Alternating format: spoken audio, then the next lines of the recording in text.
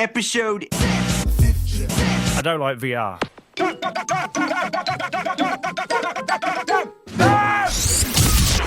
BRB UK. Worse teeth, better accents.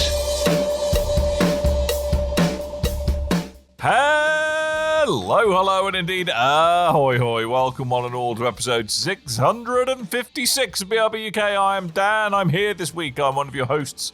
Good evening, good day, and to you cool kids on the Instagram, what's up?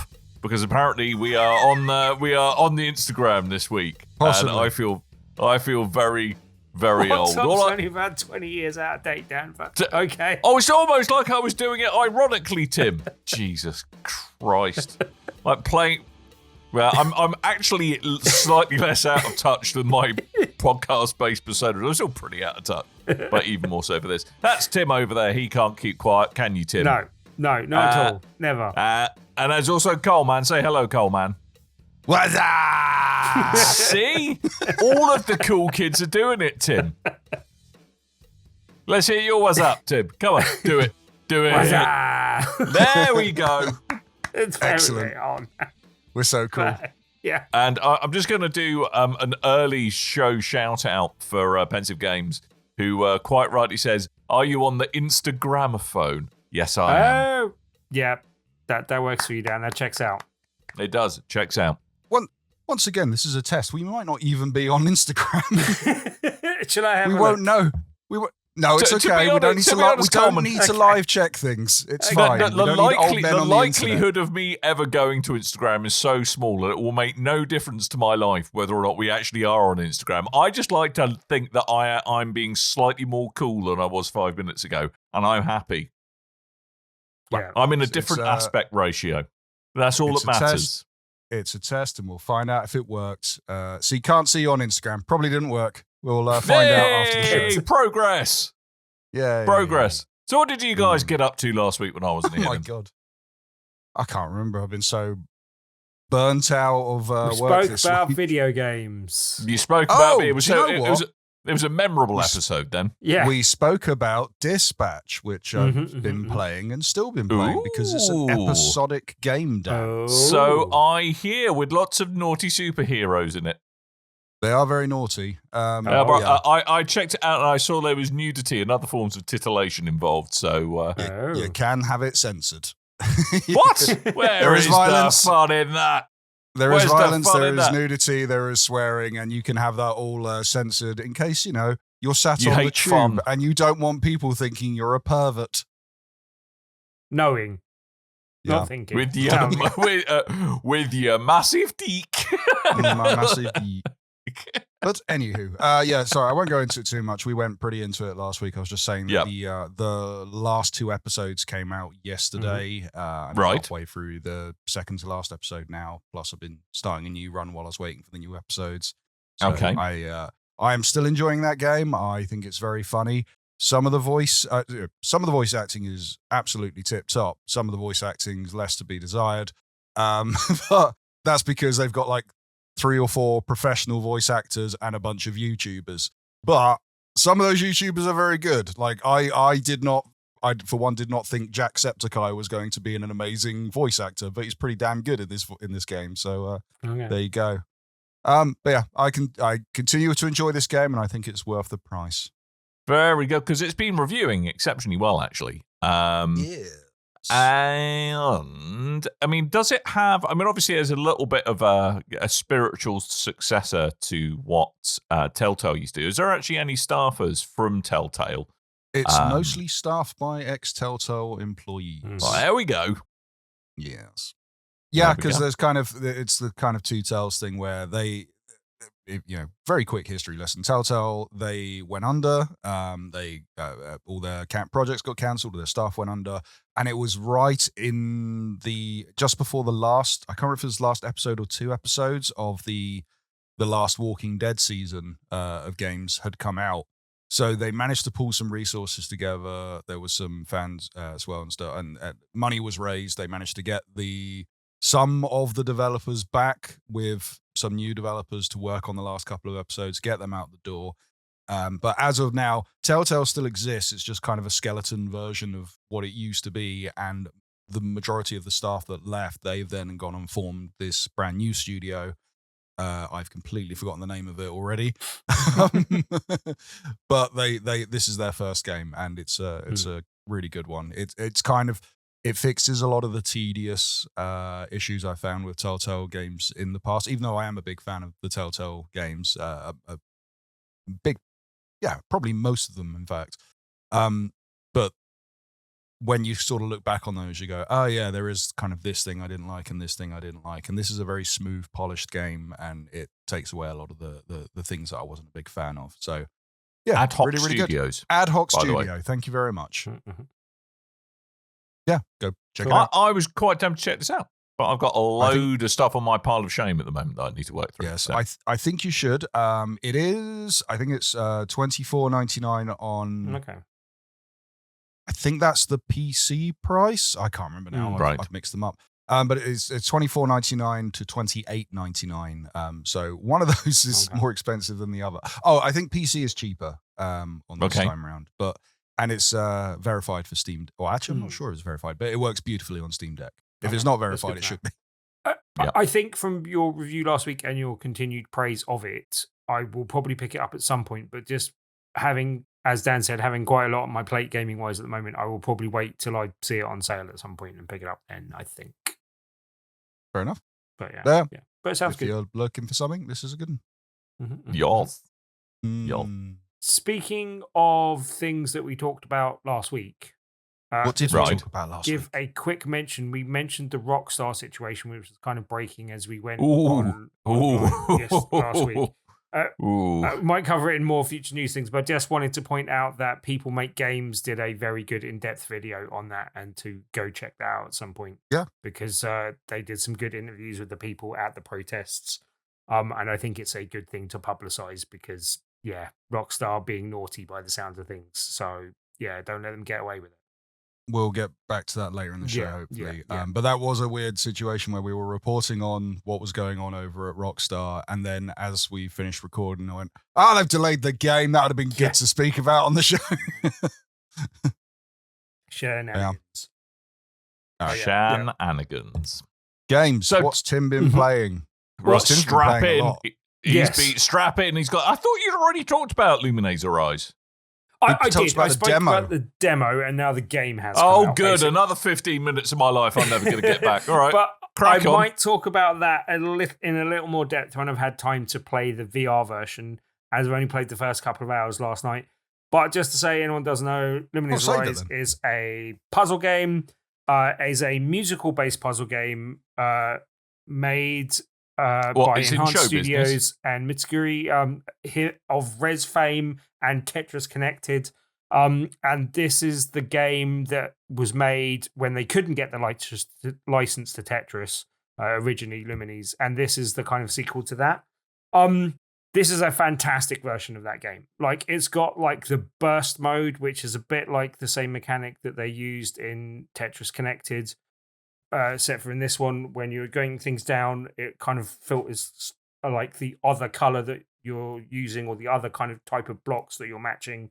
It filters those up to the top of the screen as you hit different levels. So as you get like a 10, each set of 10 that you go to that you're matching, it moves more up to the top of the screen of the opposite color. So it allows you to build some massive kind of big crystals and big matches, and makes that you can do like I hit 100 in one of the things I hit last night, and I think you can probably do more than that as well, basically.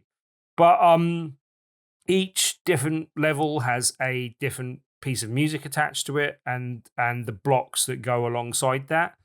And there's some fantastic tunes in this version that I've encountered so far. Like what?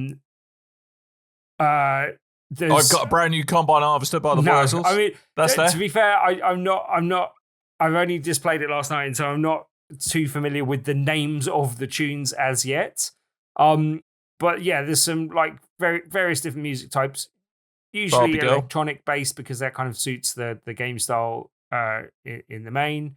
But there are some different musical genres in there and some good stuff that I like. I will report back on more things. There's one with feathers and birds on it and feathers and eggs and stuff, and that is hard. I love Feathers and Eggs. It's a great song. Yeah, It's Mumford and Sons. the thing that they've kind of added a bit more, that they kind of taken a leaf out of the book of Tetris Connected, is that there are that oft forgotten book of the New Testament. There are other things going on in a lot of the levels, usually things that kind of act as a bit of a distraction.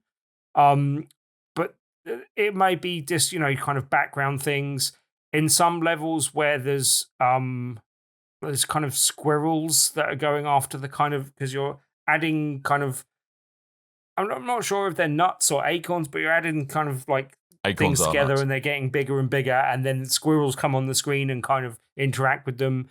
There may be like birds flying through the level as we got here and stuff like that, but there's generally things going on, and some of them actually change the kind of layout of the level in terms of like, it seems to be that if you're getting more on the right hand side, it'll start tilting towards the right.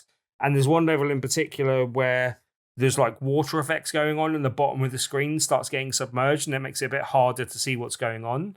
Like, it does mean that each level plays a bit differently to the previous one, beyond the kind of blocks and what's going on. Like, some of the tunes are, in fact, can be slightly distracting. Some of the tunes I like more than others, actually, I find more distracting because I'm getting almost too much into the tune.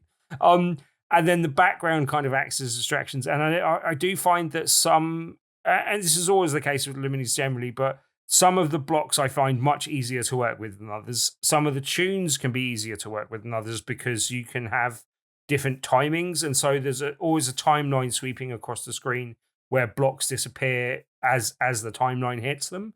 And so sometimes like a really fast tune can be quite difficult because it's difficult to get combos off in the time period. Sometimes a slow tune can be difficult because you're like having difficulty clearing blocks fast enough to clear space. And so like it does add to the variety of the game in a positive way in most cases. But sometimes I find some of them a bit overly distracting. I think that'll ease as I get more used to the timings and more used to ignoring the distractions, for want of a better thing. But so far, it seems like a very good version of Lumines, and I'm really pleased with it. I kind of hope that there might be the hope of getting some of the classic tunes as a add-on pack in the future as well. Like, I would like to see some of the returning tunes from the previous versions of the games. But the new stuff they've added is great as well. And I don't know if there's any possibility. It'd be nice to get some of the things from Tetris Connected, but I don't know if there's licensing problems with all of these things as well. But I have a question, Tim. Yes. So, Lumines, Lumines Fancy Pants Edition, whatever we're calling this, Lumines Arise. Arise, yeah. Arise. Currently 30-ish quid on Steam. Or Lumines Remastered for 3 quid. I mean, it's hard not to recommend the original one if you've never played either of them, and it will give you a good taste to see if you like that style of game if you've never played them. I mean, that might make me pick up the remastered version for my Steam Deck, because I did pick up this version on PlayStation so I can play the VR at some stage. And I've heard from other people the VR is great because it just gets you, totally involved in the level and kind of allows you to focus on things, but allow you to relive your youth, Tim, with those banging tunes that you remembered. But there is a. I've just bought it. Yeah, fair enough. For £3, it's worth it. £3. Yeah, I mean, big spender. This version does have a whole entire journey mode where. Oh, I love a journey. Yeah, but I mean, it's generally how it goes. That was my next question. Generally, it has a mode where, and this is grouped like 4 levels at a time. So you're playing through like 4 levels to like unlock other levels as you go and unlock new tunes. As far as I remember, in the original Lumines, you had to play from the beginning to the end, and there were other modes where you could unlock different things. But to unlock new tunes, you had to always start at the beginning and go through. Whereas this has got things in group of 4. So once you've cleared that group of 4, you can move on to another group of 4, and so it makes it a bit more approachable and a bit less hard to see all the tunes, which I think is good for new gamers and stuff like that. There is also what it called the missions mode, which starts with a basic tutorial, but then also starts tasking you with disappearing certain blocks. But it does a good job of kind of building on your knowledge and actually, like, for one thing, I've played this game for years, and I've always wanted someone to sit down and kind of explain some of the basic principles of, like, I don't know about you, in Tetris, I know what the best tactic is, even if I don't necessarily do it. Mate, leave no gaps, build for Tetrises.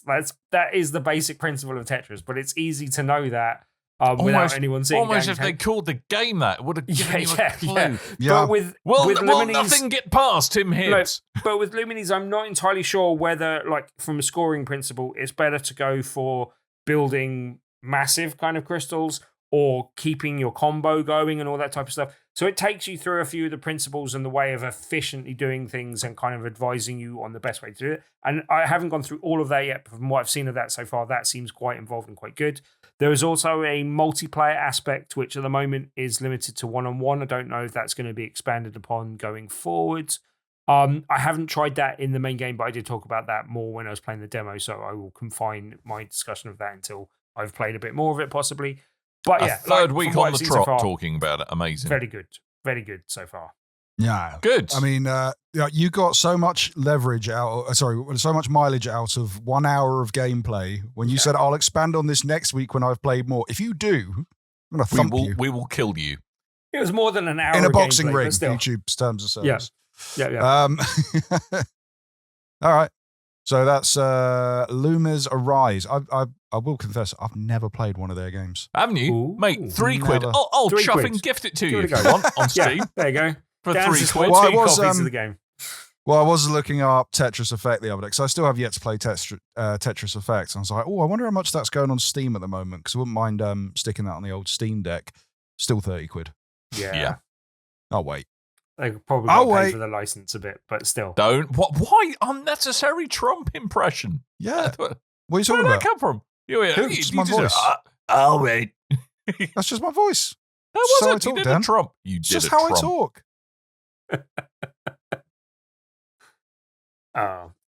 Great voice. Speaking of people talking funny. Wow, where's this going, Tim?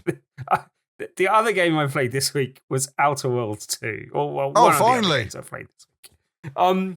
Right. And yeah, right. It is a perfectly serviceable game, and I think it will be fun. And I think I will play more of it and possibly come back and refine my opinion on it some further. But yeah, it seems okay. Like, I'm not, it's not setting my world on fire at the moment. And at the moment, most of the time I spent playing this, I felt like I was cheating on other better games, and I'd rather go and play those at the moment. Right. There's some serious psychology to unpick there, but let's just leave that for a minute. I was worried I was cheating on inanimate objects. My toaster got very jealous of me. No, as in, there's other things I'd rather spend my time with at the moment. And this, I couldn't help shake that feeling. The other thing that is a main takeaway from having played this game is something that I'm not sure I necessarily settled on when I was playing the previous game. And that is my problem with the game overall. Right. Anyone that hasn't played Outer Worlds 1 or 2, it's generally Obsidian's take on a kind of almost Fallout in space, I would say. Like, they made Fallout New Vegas before. I think it's safe to say it's kind of like they didn't want to do Fallout, and they didn't want to do anything that was too similar to anything else that previous studio had worked on. So plus this was pre them getting bought by Microsoft. Yeah. So they wanted to do their own thing and make their own universe, and so they set something in space. And that's fine. I think the approach is Starfield says Fallout in space is not an entirely unfair description of it in general, but it leans on a very heavy kind of take of what if we were in space, but also spoke like we were in olden times and had the facial topiary of olden times as well. Isn't that funny? Firefly. And right, but doing it in a more comedic stance than Firefly as well, basically. Yeah. And that just seems to rub me up the wrong way. It's just not quite as funny as they want it to be, in my opinion. It just doesn't quite land, I don't think, in terms of comedy. Like, it's in space, mate. Doesn't have to land. Yeah. I generally, and this maintains the case from the first game to this game, I generally like the gunplay. I like the general gameplay. I kind of like the universe. I have a slight problem with the comedy, and I couldn't give a monkeys about any of the characters. And that seemed to be the case from the first game. And maybe that'll improve upon the longer I go in this game. But, like, slight spoilers, but a lot of your crew dies in the first mission of the game. And what? I could not care less. So wow. Yeah, but it's only the first mission, to be fair. I know, but yeah. Like, I couldn't tell you a single one of their names that passed away. Like, I just... Wow. Yeah. Fair enough. I mean, and I don't miss them. A lot of your kind of critiques of this game are my critiques of Avowed, which is the same studio. Right, so maybe they've got a precedent. But there's a pattern forming here. But you were really into Avowed, where you don't seem so keen on this one. But I will say, because I haven't gone to this yet, just because I am playing games that, at the moment I'm not playing games because I've got so much work going on. But when I'm playing games, it is either I'm playing Dispatch on my Steam Deck, or if I'm at home, I'm playing Ghost of Yoti. And I do want to play this, but also known as the game I'd rather be playing, but yeah, like than this in terms of Well, I do want to give this a go, but only because I was such a big fan of the first Outer Worlds. So much like that ended up being our game of the year, Big Red Barrel Golden Barrel winner of the year at the time. But I do remember at the time there were a lot of the kind of criticisms you're giving now in the wider press. That was pretty much the criticisms of the first Outer Worlds game. But I mean, I know a lot of people that are into the first game, so. But and again, this game came out. Yeah. It's got a lot of negative criticism, a lot of kind of, hey, it's mid-tier, it's a bit bland, it's a bit boring, the comedy doesn't land, the mechanics feel dated. But these are all the same arguments we had the first time round. So I'm assuming there's going to be a huge player base behind this still. Yeah, I think if you like the first one, you will probably like this because it is an improved version of that formula. And as I said, the gunplay's fine. Like saying it's serviceable is a bit overly dismissive. Like I like what I've played of the general gameplay and the worlds and stuff. I have a hard time caring about the characterizations of people and the general kind of as I said, the comedy just doesn't quite land for me. So I mean, kind of due to almost like the unique kind of style and take on the genre the original had, do you think they slightly faxed it in this time around, thinking they could just ride on the coattails of that? Not even phone it in. It's got old school. Faxed it in. It's old school. Tim said it was old school. Yeah.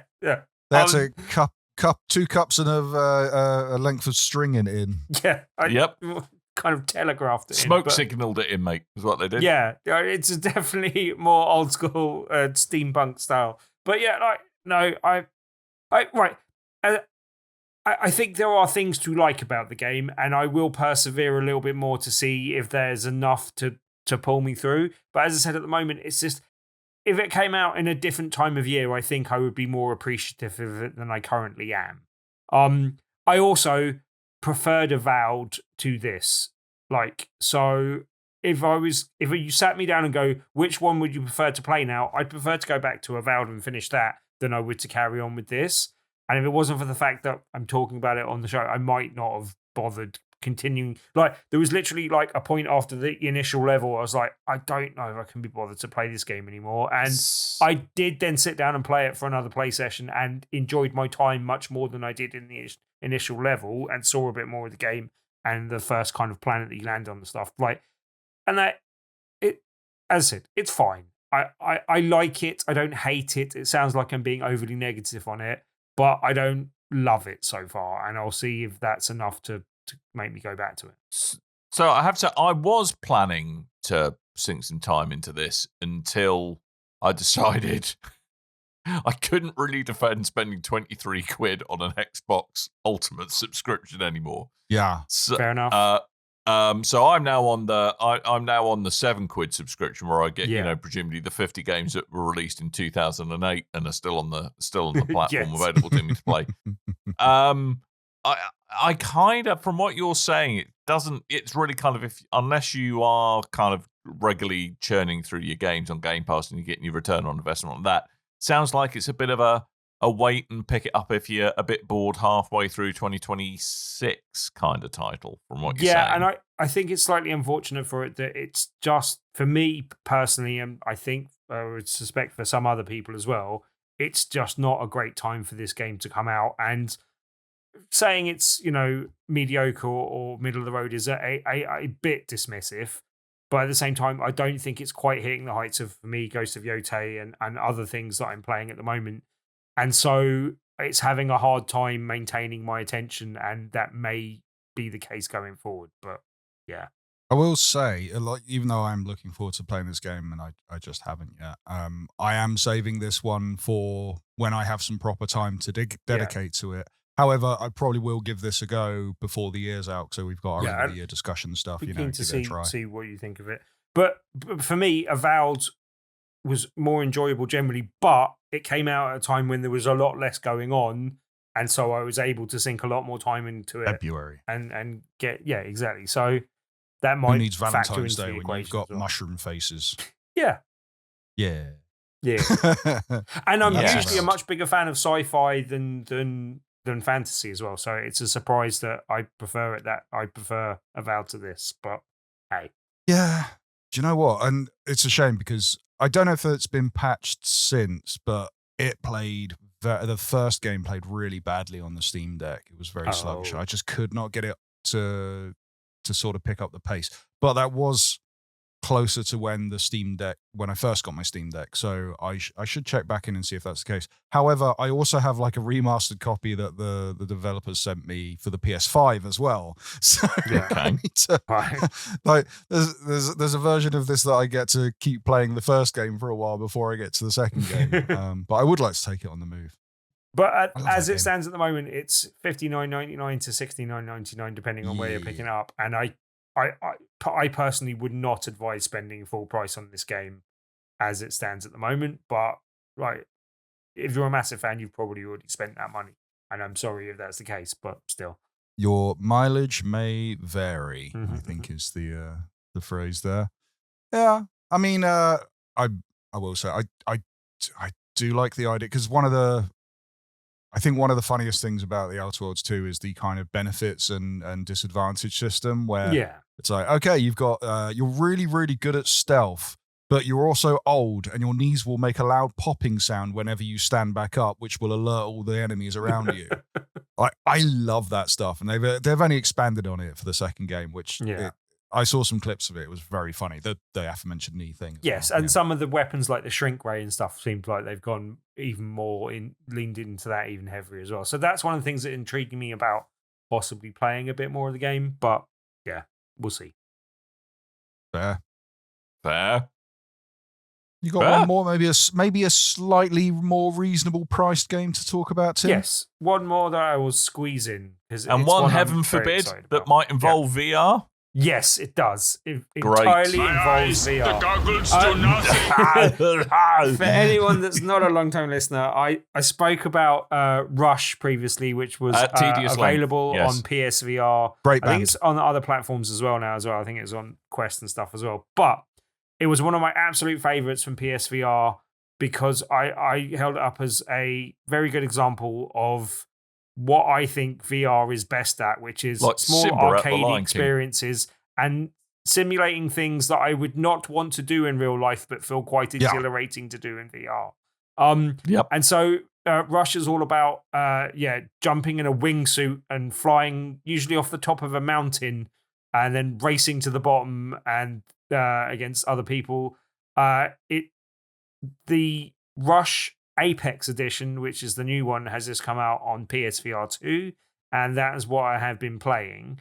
It is just an update of the previous game. They've kind of up-revs the graphics, there's higher textures, but they've also added, obviously, support for the new PlayStation VR 2 controllers and added rumble both in those and in the headset as well. Love those controllers and how they totally work all the time, and I never have an issue with them. Well, yeah. The main thing is you don't bang on about it, Coleman. That's the most important thing. Nah. But it's a definite improvement on the Move controllers, and that adds to the enjoyment of the game. It's really easy one to pick up and play. It's got up to 12-player multiplayer now, which I haven't played myself, but I hear from other people is very good. And yeah, it is a heavily improved version of a very good arcade experience. The enhanced visuals do add quite a bit to it. It's still got a slight cartoony look to it, but yeah, the kind of like the shortcomings in that sense, and the fact that it's still like not hyper realistic, and it can be offset by the fact that it is fairly cheap. Like they did say that they would price it reasonably because there was no upgrade path from anyone that bought the previous version. It is $15.99, which I think is quite reasonable. You do get quite a few different levels. There is a variety of environments, and then there's different courses on those environments, and you have to kind of get a medal placement, first, second, or third in each course to kind of. I never knew that's how medals work. Towards unlocking different levels, but it does give you a reason to kind of replay and get a decent time on stuff like that. And the environments do add a fair amount of variety, and then the different courses are not always massively different in terms of you're still flying through the same environment, but it does kind of alter the run of where you're going and stuff like that. It does. So I have a bit of a question. Yep. On those environments, because I read somewhere that they're kind of.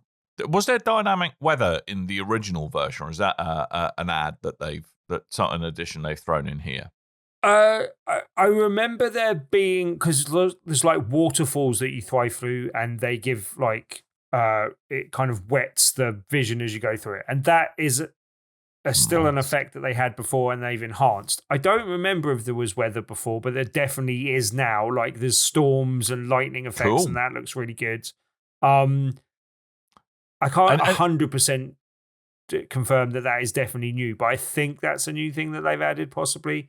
There's also a kind of pre-lobby where even if you're playing single player, you can mess around in the kind of plane that you're being flown to the location to start with, and there's all like sort of a little basketball net that you can throw things in, and sucker guns and cans that you can open and spray at people and stuff like that. So there's all different things you can do. Like it's probably better in multiplayer, but it's still fun to mess around with in single player.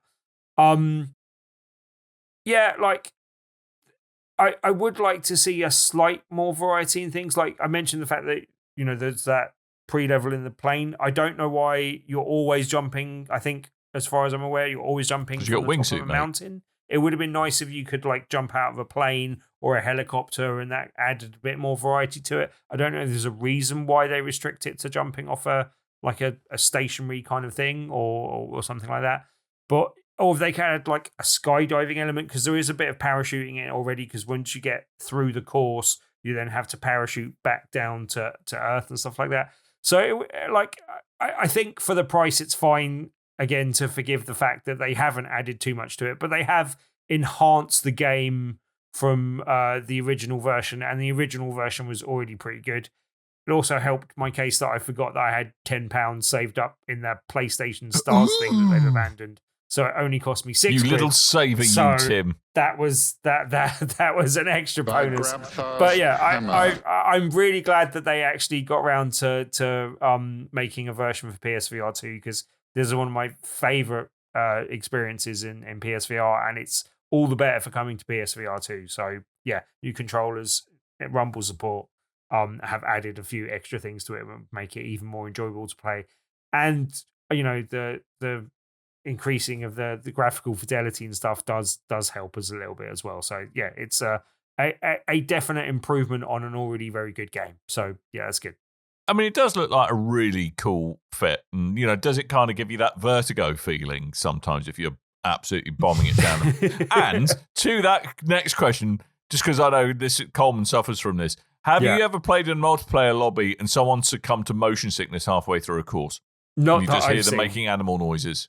I mean, I imagine this is quite strenuous. It does have a bit of a jarring effect when you crash into a rock as well. It can be a bit like, oh my God, kind of, it really can, like, I don't suffer so much when I'm actually in flight, but actually crashing can be a bit disconcerting, basically. I will say, I mean, for anyone watching the video, I had to look away from the preview screen for quite some time because I was going to throw up. It's been so long since video game footage has made me feel sick that I genuinely forgot I was getting travel sick for a minute there. And I was like, oh no! It's happening again. Fun fact, the first VR game I ever played was a wingsuit game, and that's when I learned that VR games can make me really travel sick. Actually, put the thing on me, and they said, if you get any discomfort, just put your hand up, and I'll take the headset off you, because it was still it was a DK1. Hands up. Yeah, well, that was it. They put it on. I was like, probably 30 seconds in, I went, here, quick. And they're like, is it tight? Is it? Are you not focused? I'm going to be sick. Please take the headset off me quickly. Oh. Wingsuit games. I can't do them. So sorry if you also have travel sickness issues. You're watching the video version. Sorry. Oops. Sorry. Didn't even think of that. Oh. Right. So that's a recommend then, is it, Tim? Yes, a strong recommend. Good. Really good. Strong recommend. Mm-hmm. Ooh. A throbbing recommend. Savings. I didn't finish that, so A turgid recommend from Tim is what it is.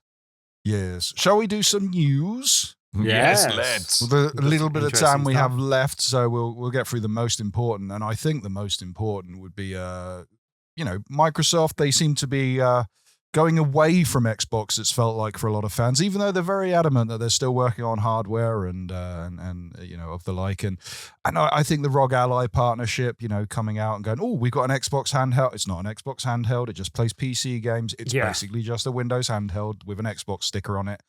Valve saw all this going on and went, all right, time to jump in. Yeah, time to raise the bar. GabeCube. The GabeCube is upon us. GabeCube, yeah. The GabeCube. So Valve announced that they were doing a hardware, what do they call it? Hardware announcement stream. Yes. A lot of people thought they announced some hardware. Yeah, this could be the Steam Deck too, even though that they said that they wouldn't be announcing a new Steam Deck for quite some time at the start of the year. So felt a bit too soon. Was there a revision to the VR headset? We know that there's a revision coming for the controller. What could it be? Yes is the answer. Yeah, all those things. All of the above. We kind of got a new Steam Deck in the fact that we got the technology of a Steam Deck in a console, but it's a PC, and yeah.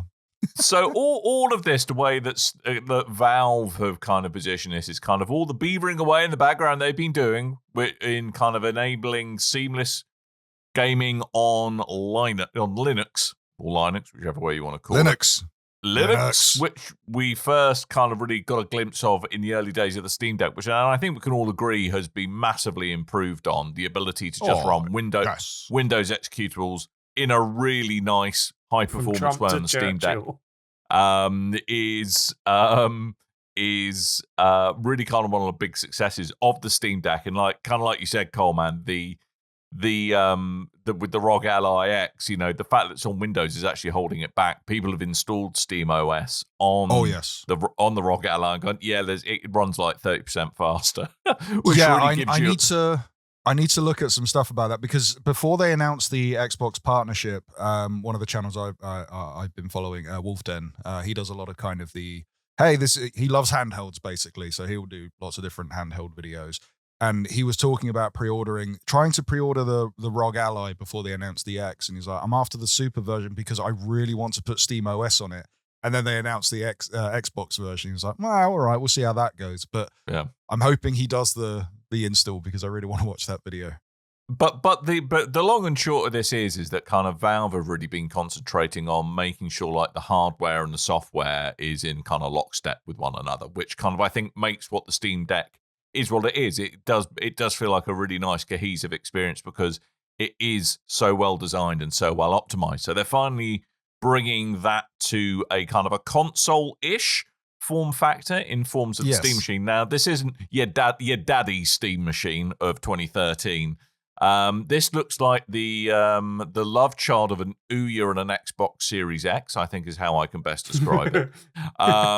It's a little kind of 4-inch by 4-inch cube, or cuboid because it's slightly longer in one direction, where it's kind of designed just to sit next to your TV, be very unobtrusive. It's apparently 6 times as powerful as a Steam Deck, which naysayers quite rightly say probably isn't that powerful. But Valve are very much saying they've optimized it to kind of hit 4K 60 FPS for all of the games available on Steam, with a little asterisk, just as long as you use upscaling.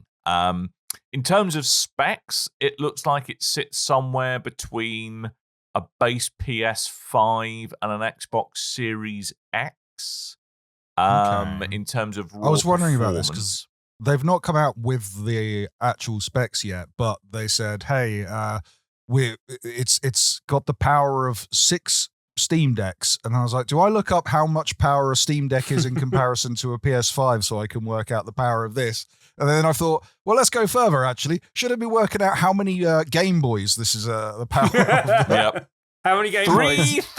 3,000 million Game Boys is how what it's got. Unless the power I have a job, I can do that. So the kind of specs they've been throwing out is an AMD Zen 4 CPU, so kind of like the last gen of CPUs, and a kind of a GPU that is on their RDNA 3 architecture. So that's, again, one generation back. And this might explain why AMD made a big deal announcing that they were going to be bringing their latest upscaling technology to the RDNA 3 architecture. So that kind of goes hand in hand with what kind of, I think, Valve are hoping to get a good 4K 60 experience of most of the games. In terms of specs, the only thing that people are a bit concerned about with the GPU is that it only has 8 gig of VRAM, which isn't a lot for most modern games, and could lead to kind of stuttering in terms of when textures are being swapped in and out of memory. It does. However, you've got two. Sorry, just to jump in, I will say that I know, especially because it's Valve, I know with the Steam Deck they did this. They basically went, look, it's your property. You can mod it if you want to. We don't advise that you do most of the modding ideas, but you can if you want. It's yours. So to that point, it's got 16 gig of DDR4 memory in it, is my understanding. Dance Revolution 4, yes. Yes, Dance Revolution 4, the mightiest of the Dance Revolutions. And also it comes with either 512 gig or 2 terabytes of SSD storage. Now, you can easily upgrade those SSDs. They're like usual off-the-shelf parts. Either 2230 or 2280 form factor, I believe. You can upgrade the memory, but apparently it's a little bit of a pain to do so, as their self-described explanation of it. It does have like little DIMMs that you can just swap in and out, but getting to them probably hidden under the heatsink or something somewhere. The GPU you can't upgrade, nor the GPU memory you can't upgrade that either. So. Unless you're super duper handy with a soldering iron, I would imagine. So, it's, to me, I think they're very consciously aiming for the people who have a big library of games on Steam, just want a convenient way to play it on their telly rather than have to kind of stream to their telly. So I mean, it all depends on the price point, I think, for the Steam machine. They have said that it will be competitively priced with a entry-level PC. So if that is the case... £600. I reckon we're looking at 650, 700 quid is what I think we're looking at, which is probably a little smidge too high, I think. Yeah. If it was nearer 500, 550... And probably consoles a bit better, but and probably 3 months ago you could have done that, but RAM prices have just gone absolutely bananas of late, so that's probably what might be driving it up. But I'm very interested in this a little bit, and as Pensive Games has said in chat, it does kind of little nods to customizability. You can pop the faceplate off, have your own custom faceplates. I think it looks like a really cool little thing, but it's going to be, as to how popular it is, I think it's going to be really, really price sensitive. Yeah, I mean, my thing is that it's cute and I like the look of it, and I kind of want two of them. I want one to put under my TV, and then I want one that I can gut and then stick inside a GameCube. Yeah, I mean that's what everyone's going to be doing. I mean, I think what was interesting, their rationale for not announcing a refresh to the Steam Deck is simply because, well, when we do refresh it, we want it to be a generational leap. We're not there yet. And frankly, I think we can all agree the Steam Deck's doing pretty chuffing well at the moment. It's a great little unit to play games on the go. So, and also, as Coleman said, there were two other bits of hardware announced. One of them was a refresh of the Steam controller, brings in all the goodness, all the input goodness from your Steam Deck. So you got your someone chopped the screen out of a Steam Deck and stuck it together. Basically, that's what they did. With your fancy trackpads, your back buttons, and also, and here's a super nerdy upgrade, magnetic thumbsticks. So unlike thumbsticks in most other controllers, which rely on kind of resistors essentially, and they scrape away and stop working over time, which is why you get stick drift, this essentially uses something called a Hall effect. So it doesn't wear out. It's a very precise way to measure where sticks are, and it's going to have all of that goodness in it. I am definitely, even if I don't pick up a Steam machine, I'm definitely going to pick up one of the new controllers. And last but not least was the Steam Frame, which is a super lightweight headset, presumably set to go toe-to-toe with the Meta Quest 3. It's a very, very small form factor. They claim it's got excellent battery life.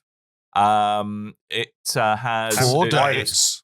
And wireless capabilities as well. Yeah, and inside-out tracking. And they were making a big deal of the low latency wireless streaming from your PC.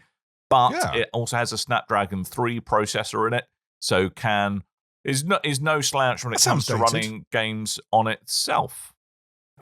Apparently, it's got two 2K screens inside the headset, but it does have a form of foveated rendering as well. So I don't think they call it rendering, but it does have foveated rendering, but it also has foveated streaming, which helps it with the wireless beaming of the things straight into your eyeballs. Okay. So essentially, what it does, it kind of lowers it only transmits the video at a really high bit rate where you're looking.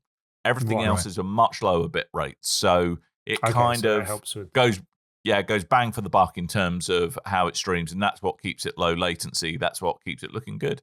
Okay. So I think we've seen this a lot with Valve. They're making a lot of really clever hardware choices with the things they're putting out, and they're very well considered bits of kit, which I kind of quite like their design ethos for that. But all of those are coming out early 2026.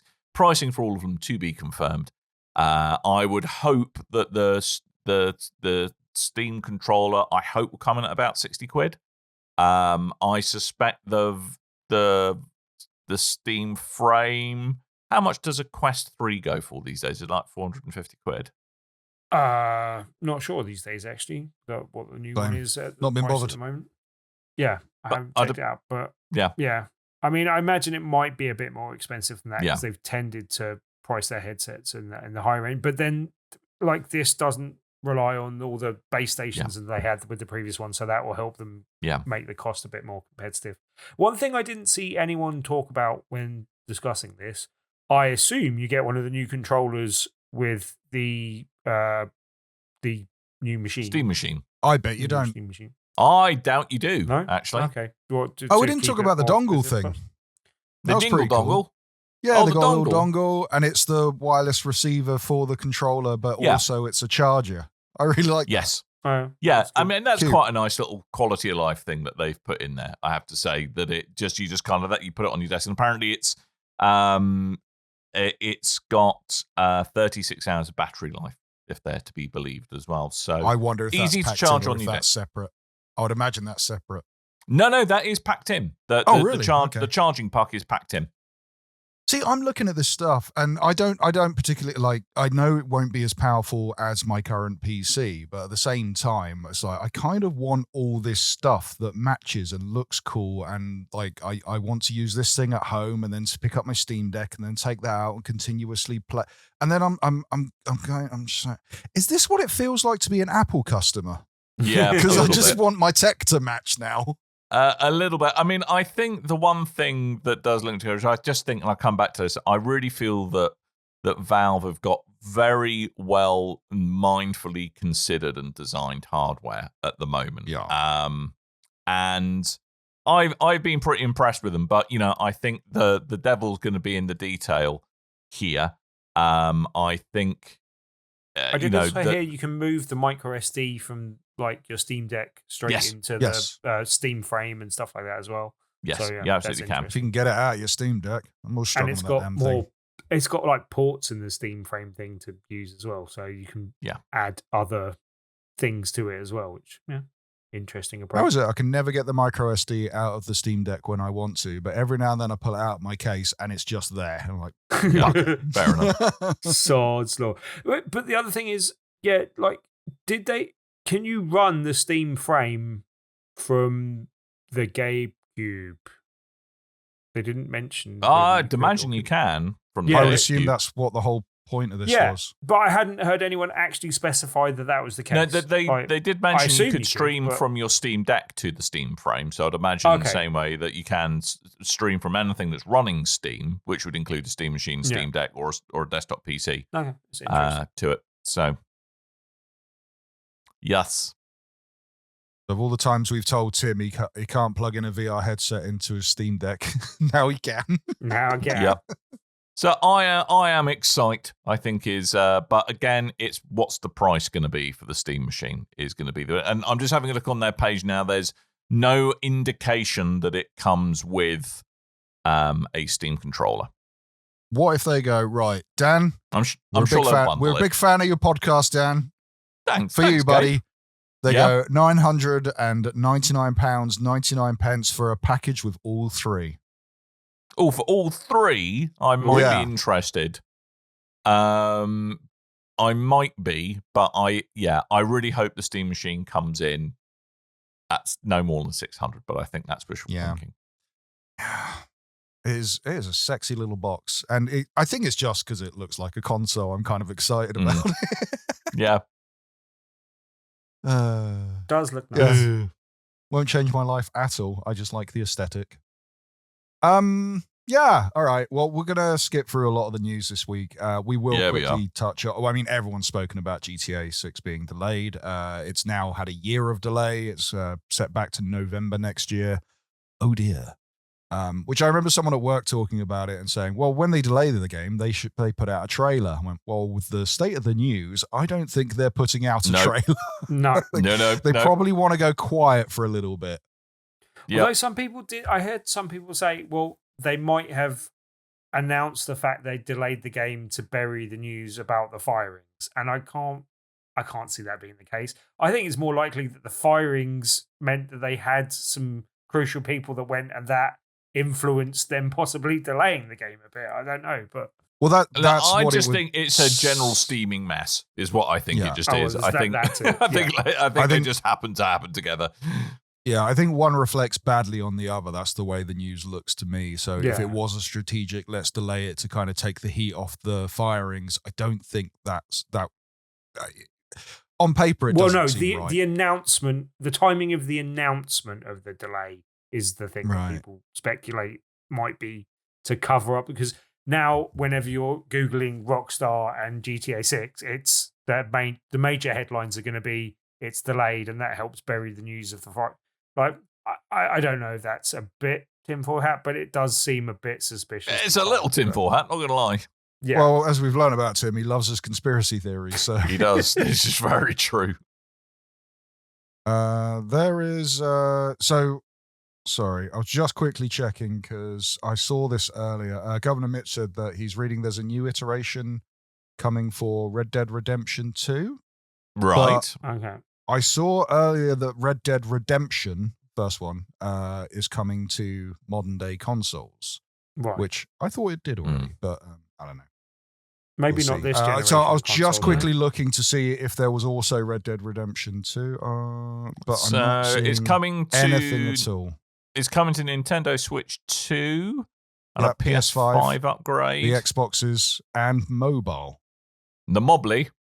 Yeah, but that's Red Dead Redemption 1, which is just, it had I can't remember if it was earlier this year or last year, but it had a re-release for PC and what was the other thing? I think it was Switch 1, possibly? Anyway. But yes, Red Dead Redemption. The stuff with the rocks. Anyone want to weigh in on the Rockstar firings? Is March? Oof. I mean, there has been stuff that's been spoken about since. Yeah. There's been a lot out. I mean, to me, the smoke and mirrors they're trying to pull doesn't wash. In my reading of it, I think it's a very cynical way to stop their workforce unionizing. And as I said, like People Make Games did a very good job of interviewing people. They were previously planning to release some information when they actually unionized and kind of help them publicize that. So they were already in direct contact. Chris there was already in direct contact with some of the people. So hence the fact that he was able to jump on it quite quickly. But having listened to some of the people there, particularly the guy from, I can't remember the organization, but it's not just it's someone that advises people on how to unionize in Britain and stuff generally. But from what's been said there, it's too much of a coincidence. It's a very thinly veiled excuse to just fire everyone that was being in the union. And it doesn't sound like, it just sounds like they're about to hit the critical mass of enough people to be able to formally unionize or be able to force Rockstar to recognize their union formally. And they've just pulled the plug and just gone, nope, right, fine. As soon as this triggers, this now means that you're all fired straight away. If that is the case, that's a horrible way to treat some of your staff. And it, as I said in that video, it kind of interviewed some of the people that were affected, and it does not look good for Rockstar at all. It looks really horrible. Nope. No. So that is not good if that is all true, basically. On the legal side, we'll say allegedly, we don't know for sure, and we're just following news. Yes, But absolutely. Still, not a good look. Yeah. But the two things happened in close proximity to one another, and that's all we will say. Yeah. That's it. I will say we're going to have to skip the rest of the news this week, so we don't have time to talk about. But I wanted to talk about the really exciting state of play. No, we don't have time to talk about State of Play really Japan exciting. that everyone loves. We don't have time to talk about a brand new Ratchet and Clank game or Horizon game. You guys have got mobiles, haven't you? Oh God. Yeah. How did those decisions get made? Like, that's interesting, but not very interesting games. But hey, I have a theory for another day. There's a lot of stuff going on. Most important news of all, Dan sent me a copy of Lumines Remastered. So thank you. Yeah, I did. Oh, where's my copy, Dan? Do you want a copy as well? No, he's got the new one. He doesn't need it. Yeah, that's a good point. Oprah is up. How's that Steam Deck? How's that Steam Deck from me that cost all of how much for you, Tim? Okay, yeah, fine. You're all right, okay? Right. Yeah. You're all right. I think I paid him. think I'm up on the deal there. He kindly let me have it for free. He refused money. I tried to give him money. He said no. He said, put your money away. It's no good. It was like two old ladies in a tea shop. It was incredible. Your money's no good here. Very, very generous, Dan. I think I can afford to pay the £3 for a game. Yeah. Damn right. That's what we call him. Generous Dr. Dan. All right. Let's get wrapping up. Yes. Do we have to wrap? Because we don't. No, we're going to wrap our Christmas presents because time is around the corner, Tim. Yes, and do you know what all the cool kids are buying for their friends and family this Christmas? They're writing to Santa, eagerly awaiting for their Dan's Eating My Dust t-shirt. Yeah, exactly. Dear Santa, could you go to bigredbarrel.com/store and buy things with Dan's face on it? That's what they're saying. Dan's face. My face, bits of clothes. I was going to say worse sentences than that. It's getting. I'm just going to self-edit. Bits of clothes and bits and of clothes with my face on it. Do what you want with it. BigRedBarrel.com/store. My face and other far superior products are available. BigRedBarrel.com/store. Go there and buy BRB merch. Eating my dust. Yeah. Buy my face. Oh, that's first. Tim, it's really unpleasant to hearing the zip go when we did that. By my face, zip. Getting me too excited, Dan. I've got just the thing. No, it's Tuesday. Tim's got to talk about Tuesday. Tim, it's Tuesday. Tuesday's coming up. Tell us about Tuesday. What's happening this Tuesday? Tuesday is indeed Tuesday, Dan, and each and every Tuesday we do an event called Tabletop Tuesday at the Loading Bar in Stoke, Newington. Each and every week we have a feature game, and you can usually win that feature game just by coming along and trying out the game that very evening. This week is extra special because we have multiple copies of something to give away. We are doing multi-game. A night for Magic the Gathering, the Spider-Man edition. And you Wow. can get one of the welcome packs by coming along and trying out. Stocks are limited, and it's supposed to be a kind of introductory thing for people that have never played the game before. That's not quite me, so I will come along and play it, but I probably won't take one of the packs because I have played the game before. But I want to check out the Spider-Man stuff anyway because that looks interesting. It's basically the welcome packs are designed to integrate new players into the game. So if you're a new player that's never tried Magic before, you can come along. And while stocks last, because stocks are limited, but we have multiples to give out on the night. So you can come along, try a Spider-Man in Magic the Gathering. Join us for that. If you want more details, you can check the right-hand side of BigRedBarrel.com. It's actually updated this week because I actually had time to do that this morning. Whoa! And then... 3 games and an update. Yeah. Or you can join... And I've been really busy at work, but I still found the time. Anyway, but there's nearly 2,300 people in our meetup group. You can search for Tabletop Tuesday on meetup.com or just come along to the Loading Bar in Stoke Newington this here Tuesday to try out Magic the Gathering Spider-Man. Awesome. That's Tabletop Tuesday at the Loading Bar in Stoke Newington. Get there for Magic the Gathering Spider-Man latex rip. Oh, yeah. You can do what a spider can. Yeah. That's Tim getting into a Spider-Man costume. Yeah. No one if you've enjoyed this show, you got I was just hoping you were putting on the mask, Tim, rather than your spider pants. Well, yeah. Underoos. Pants. Yes, if you've enjoyed the show, you got weird taste, but we love you all the same. Be sure to go to BigRedBarrel.com. That's the show that hosts this here that's the website that hosts this here show. And also, we've got things for you to check out. There's an awesome review of Borderlands 4. There's an awesome review of Battlefield 6. There's an awesome review of Silly Bolly Beast.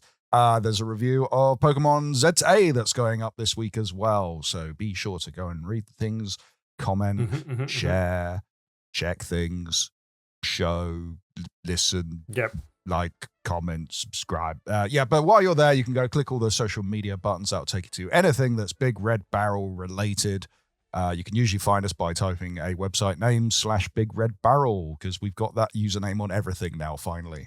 And you can find us on Discord. Go to bigredbarrel.com/Discord. That'll take you to our official Discord page, and you can go and click around, and you're allowed to talk about unionizing there without fear of being fired. So that's pretty good. So be sure to check us out on bigredbarrel.com/Discord. Yeah, go those places, do those things. bigredbarrel.com. Yes. And don't forget, bigredbarrel.com/Mintu-Hafwa. That's bigredbarrel.com/Mintu-Hafwa. If you can find it, if you can decipher it. If you know, you know. So, that's it. We're really going to go now. Thank you so much for coming along and listening to us, be it live or otherwise. And all that's really left for us to do is to remind you that I have been Dan. I might have been. I've been in a PVC Spider-Man costume. I haven't got the sound now. I've got the outro queued up. I just have the complete lack of surprise from me and Tim going, yeah, figures. Yep. Yeah, sounds about right. Yeah. Chase a bit. Put a bit of talc on that, mate, before you try that again, I would. Anyway, that's enough Just a point about where I that. don't think Spider-Man has a zip, but you know. That's not a zip! Okay. Yeah, it's a latex, Tim. Okay. That's a latex thing. Okay, fine. Like he doesn't know. Mr. November knows all about that. Knows. He knows. He knows. He's the man Right. of the world. It's Yes. November. The Spider-Man of the world. Hello, ladies. What do you think that banana hammock's made of? Woo! 100% Taiwanese PVC. They're very finest. Anyway, this is getting really odd. So I'm going to end the show. Thank you one and all for coming along. And until next time, dear listeners, toodle bye.